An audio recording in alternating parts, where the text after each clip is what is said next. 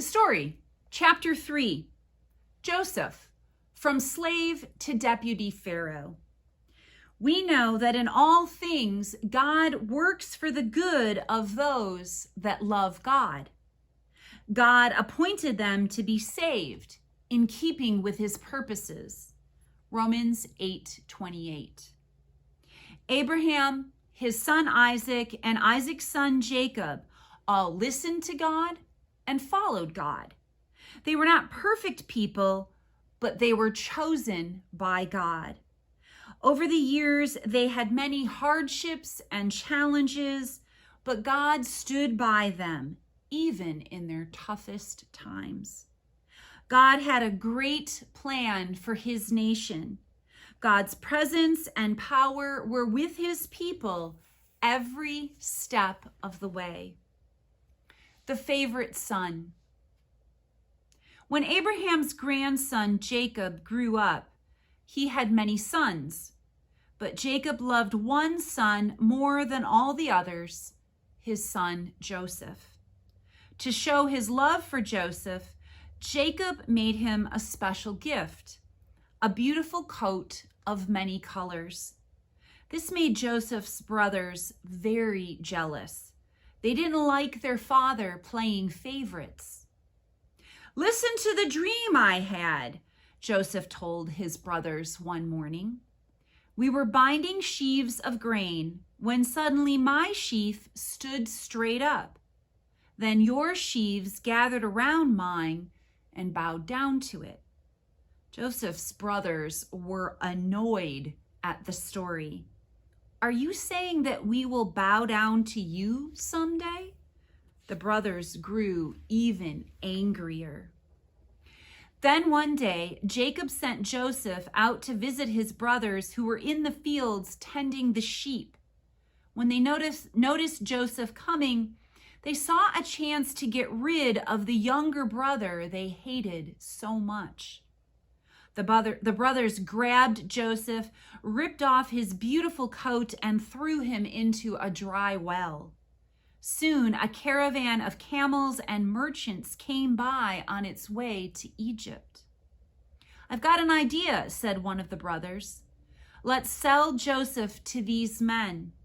The brothers took Joseph out of the well and sold him to the merchants for 20 shekels of silver. Then they grabbed his coat, dipped it in animal blood, and took it to their father. "Father," they said, "look what we found." Jacob knew the robe belonged to Joseph. Jacob was heartbroken, believing the boy he loved so much was dead.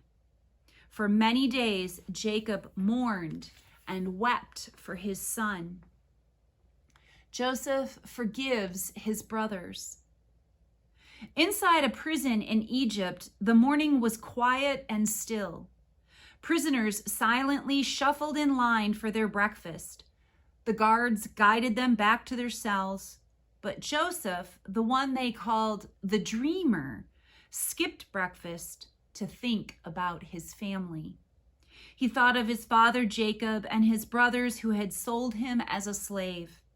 Years passed, but he still missed his family and wondered if he would ever see them again. Even in his homesick moments, Joseph trusted God and knew that his life had a purpose and God's big plan. Joseph's daydreaming was interrupted by a messenger from the palace. "Pharaoh wants to see you. He has heard that you can explain the meaning of dreams. No one has ever been able to explain the dreams that have upset him lately." Joseph was taken to the palace. The king described his dreams of fat cows and skinny cows. "These dreams are keeping me awake," said Pharaoh. Joseph told the king, "Only God has the power to explain dreams, but I trust God to help me understand." Joseph told Pharaoh the dreams were a warning of a terrible drought. For years, no rain will come to the land. Without water, the crops will die. God is telling you to save food for your people. "It is time to prepare," said Joseph. Pharaoh believed Joseph. He said, "I will put you in charge of all these preparations because I know God is with you." The people of Egypt followed Joseph's instructions, so when the drought came, they had plenty to eat. Other countries weren't prepared and ran out of food. Many people came to Egypt hungry. One day, Joseph's own brothers came asking for food. It had been such a long time since they had seen Joseph, they didn't know who he was. But Joseph recognized his brothers. Joseph made a special dinner for his brothers and gave them food to take back to their families. The brothers couldn't understand why this important man was being so kind to them. Joseph watched them and waited, trying to decide what to do. Finally, he said, "I am your brother Joseph." The brothers could hardly believe it. They were ashamed and afraid because of the way they had treated their little brother so long ago.